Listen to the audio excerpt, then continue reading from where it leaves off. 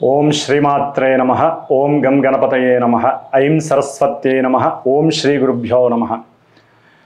జ్ఞానానందమయం దేవం నిర్మలస్ఫటికాకృతిం ఆధారం సర్వవిద్యానాం శ్రీ హయగ్రీవముపాస్మహే.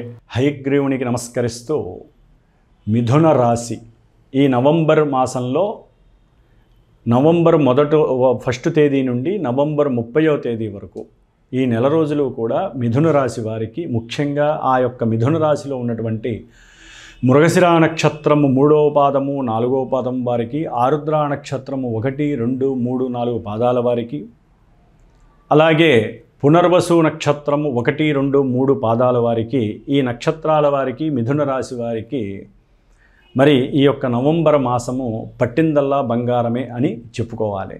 చాలా విశేషంగా ఉంది.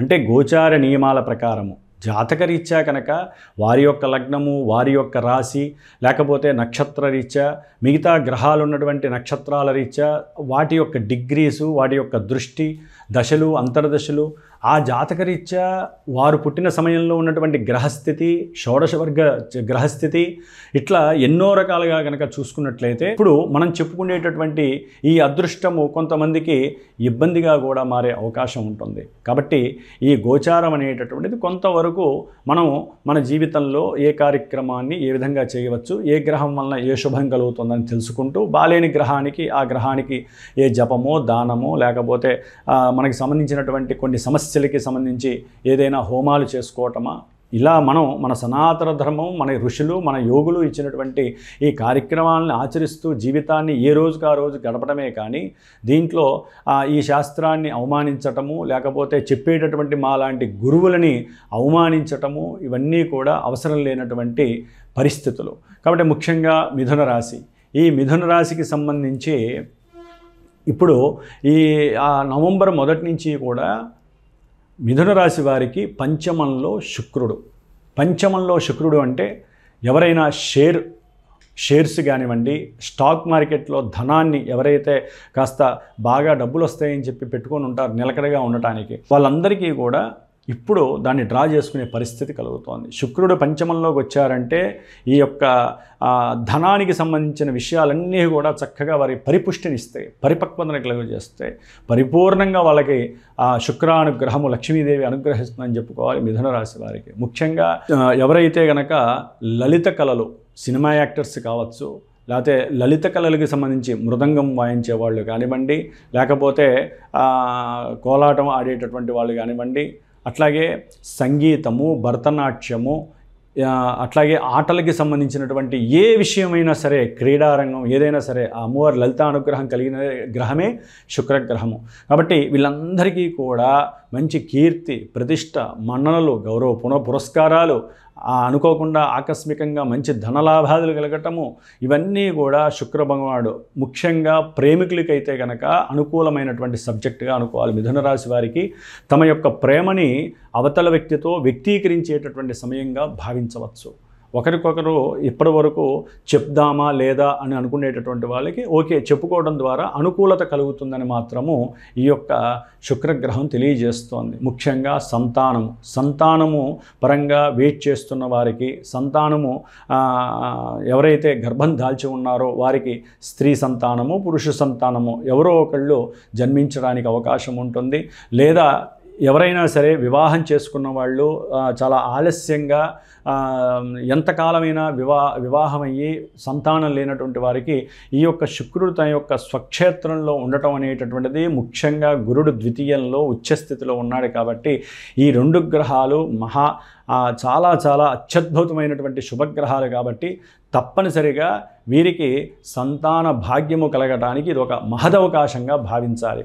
అట్లాగే ద్వితీయంలో ఉన్నటువంటి గురుడు సప్తమ దశమాధిపతియే వ్యాపారంలో విపరీతమైనటువంటి ధనలాభాదులు, ముఖ్యంగా రియల్ ఎస్టేటర్స్ కావచ్చు, లేకపోతే వాటర్ బిజినెస్, వాటర్ క్యాన్స్ కావచ్చు, లేకపోతే ఈ పెట్రోలు, డీజిలు, కిరోసిను లేకపోతే గ్లిజరిన్ను, అంటే ఏదైతే పెట్రోలియం ప్రోడక్ట్స్ ఉంటాయో వాటికి సంబంధించిన వ్యాపారస్తులు కావచ్చు, లేకపోతే భోజన పదార్థాలు కావచ్చు, మిల్క్ ప్రోడక్ట్స్ ఉంటాయి కొన్ని, చాక్లెట్లు కావచ్చు, పాల ఉత్పత్తులకు సంబంధించిన ఏ వ్యాపారమైనా సరే వారికి ఉన్నట్టుండి వృద్ధి జరిగి చక్కటి ధన ఆదాయము లభించటము, బ్యాంకు యొక్క సహకారం లభించి వీరు పెట్టుబడి పెట్టి వ్యాపారంలో వృద్ధి చేయడానికి బ్యాంకు వాళ్ళు చక్కగా వీరికి ధనాన్ని లోనుగా ఇవ్వటము, దాని ద్వారా వీరి కుటుంబంలో ఆనందము, సంతోషము, చక్కగా మృష్టాన్న భోజన సదుపాయాలు, చక్కటి పానీయాలు, మధుర పానీయాలు కూడా వీరికి ఆనందాన్ని ఇచ్చేటటువంటి పరిస్థితి. కాబట్టి మత్తు పానీయాలు కాదు, మధుర పానీయాలు వీరికి ఆనందకరమైనటువంటి యోగాన్ని ఇచ్చేటటువంటి పరిస్థితి మిథున రాశి వారికి కలుస్తుంది. కుటుంబంలో వీరి మాట అంటే శిరసావహించాల్సిందే, అంతటి గురువు యొక్క అనుగ్రహం వీళ్ళకి లభిస్తోంది. ముఖ్యంగా కుటుంబంలో ఏదైనా వ్యాపారపరంగా కలహాలున్నా, లేకపోతే పెద్దన్నలతో కానీ తండ్రితో కానీ విభేదాలున్నా అవన్నీ తొలగిపోయి ప్రతి సమస్యకి పరిష్కారం వచ్చేటటువంటి రోజు ఈ నెల రోజులు అని చెప్పుకోవచ్చు.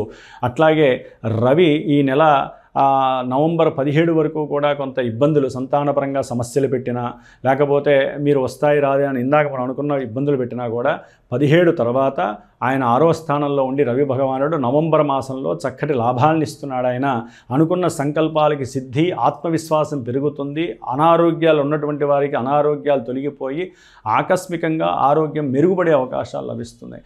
ముఖ్యంగా కుజ భగవానుడు ఈ నెల అంటే అక్టోబర్ 27 నుంచి ఆయన మారిపోతున్నాడు కాబట్టి నవంబర్ నెల మొత్తం కూడా కుజ భగవానుడు మిథున రాశి వారికి ఎంత ధైర్యంతో వారు గనక ఎగ్జామ్స్, కొంతమంది ఎగ్జామ్స్ రాస్తుంటారు, మిలిటరీలో కావచ్చు, పోలీస్ బలగాలకు సంబంధించిన విషయంలో కావచ్చు, లేకపోతే అంతర్గతంగా వారు కొంతమంది సిఏడి లేకపోతే ఇలాంటి కొన్ని విషయాలలో అథ్లెటిక్స్కి సంబంధించినటువంటి విషయాలలో ఎవరైతే ఓరల్గా కానీ ప్రాక్టికల్గా రాతపూర్వకంగా ఎగ్జామ్స్లో పాల్గొంటారో గవర్నమెంట్కి సంబంధించినటువంటి అన్ని పరీక్షల్లో ఉత్తీర్ణత సాధించేటటువంటి మహద అవకాశంగా భావించాలి మిథున రాశి వారు.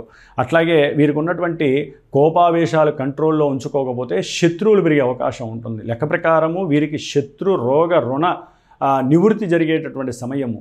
అయితే ఏంటంటే కుజుడు అగ్రెసివ్నెస్ తన యొక్క దాంట్లో ఆకస్మికంగా బంధువులతో కావచ్చు, లేకపోతే తల్లిదండ్రుల బంధువులతో కావచ్చు, ఎవరితోనైనా సరే వ్యాపార విభేదాలు కనుక ఉన్నట్లయితే కనుక మనసులో పెట్టుకోండి. అంతర్గతంగా సమయం వచ్చినప్పుడు మాత్రమే మీరు దాన్ని బయటికి తీయండి తప్ప తొందరపడి మీరు వాళ్ళతో వాగ్వాదం చేస్తే అది కాస్త తడిసి మోపిడయ్యి అనవసరంగా ధనమంతా కూడా లాయర్లకి పెట్టి జడ్జీల చుట్టూ తిరగాల్సిన పరిస్థితి, కోర్టుల చుట్టూ. కాబట్టి హ్యాపీనెస్గా ఉండేటటువంటి సమయాన్ని ఆనందంగా అనుభవించండి.